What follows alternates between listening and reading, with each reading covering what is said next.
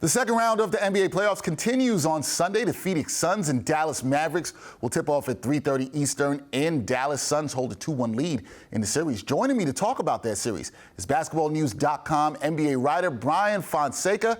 Bryan, the Mavs finally broke through at home Friday night, winning Game 3. And it wasn't just Luka Doncic scoring in this one. He got some offensive support from the Dallas role players. Now, will that be necessary for Luka to get that kind of play again in Game 4?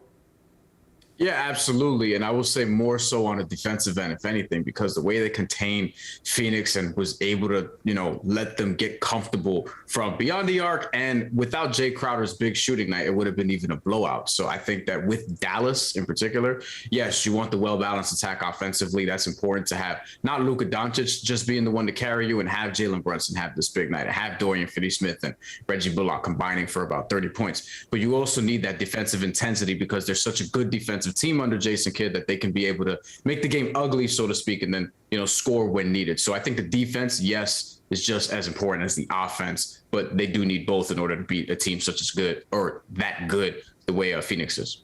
Going to need that to beat the top-seeded Suns. Now, looking at the Suns, they shot just under 45% from the floor in Game 3. That was the first time in these playoffs that they failed to make at least half of their shots. So for the Suns to take a commanding lead here in this series, is it more about their shot making or their defense? A little bit of both, I would say, because the playoffs, we're talking more about defense. Like, I tend to not ignore defense in this regard because a lot of people do. And I think with Phoenix, that sort of is going to be the engine to make them go. I think the well-balanced attack is important offensively, and you're going to need Chris Paul to get into his spots and operate from the mid-range and really get DeAndre Ayton going, especially because he's somebody who really hurt Dallas early on in the series. I think in order to get them going and get into their spots, Chris Paul has to be able to do that. But I think defensively, you have to go back to forcing other players to sort of beat you instead of just Luka Doncic. Luka can get his. But if you can negate some of the other guys on Dallas, then yeah, you should be fine defensively. And then that'll set things up in order for you to take Game 4. All right, quick prediction here, Bryan. Who wins Game 3 and why down in Big D today? I'm going to say Phoenix because I'm going to stick with my Suns in a 5-pick.